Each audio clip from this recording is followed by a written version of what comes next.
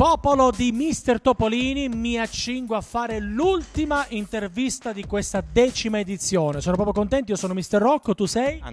Andrea, l'aspirante Mister numero? 22. Non penso, ma lo vediamo dopo. Sì.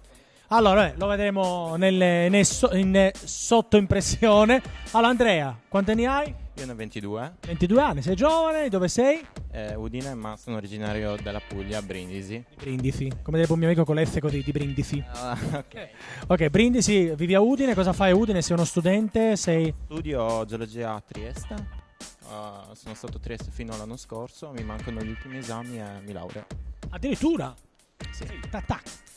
Si spera. Si spera, vabbè, bravo, complimenti, sei giovane, questo mi piace. Dai anche un bel esempio a tutti i ragazzi della tua età, che qual è la cosa più importante della vita? Una delle cose più importanti è realizzarsi. Lo studio anche. Bravo, come direbbe la Maionchi.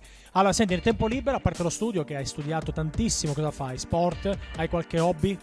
Palestra, leggo e porto avanti comunque la geologia, che è la mia passione. E la fotografia. Geologia e fotografia anche. Ho capito, bene. Già ti diletti? Abbastanza. Mi piace anche tu, molto il tuo look così ricercato, rasato, questo capello biondo, così, bene. Allora, senti, i tuoi più grandi pregi, dai, raccontiamoci. Pregi, diciamo che non ne ho, cioè, credo che qualcuno ce l'ho, ma... Sei umile e non vuoi dirli. Allora, vogliamo parlare dei difetti, è più facile? Sì, è meglio. Sono una persona spacciata, un po' troppo magari sicura di me e un po' troppo precisa nelle cose, dovrei essere un po' meno precisi. Esatto. Ho capito. Qual è il tuo sogno nel cassetto? Sentiamo. Il mio sogno è aprire un bar un indomani, magari dopo aver finito tutto il mio percorso universitario, riuscire ad aprire un bar nella mia città natale, Brindisi, sul mare magari. Ho capito.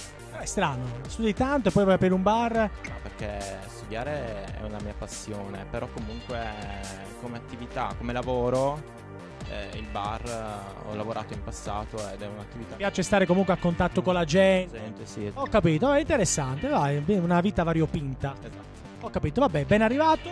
Grazie. In bocca al lupo per domani che c'è la semifinale. Ok, grazie. Adesso puoi dire e salutare chi vuoi. Saluto mio amico Luca, mia madre, mio fratello e mia sorella. Grazie mille, ci vediamo, ciao.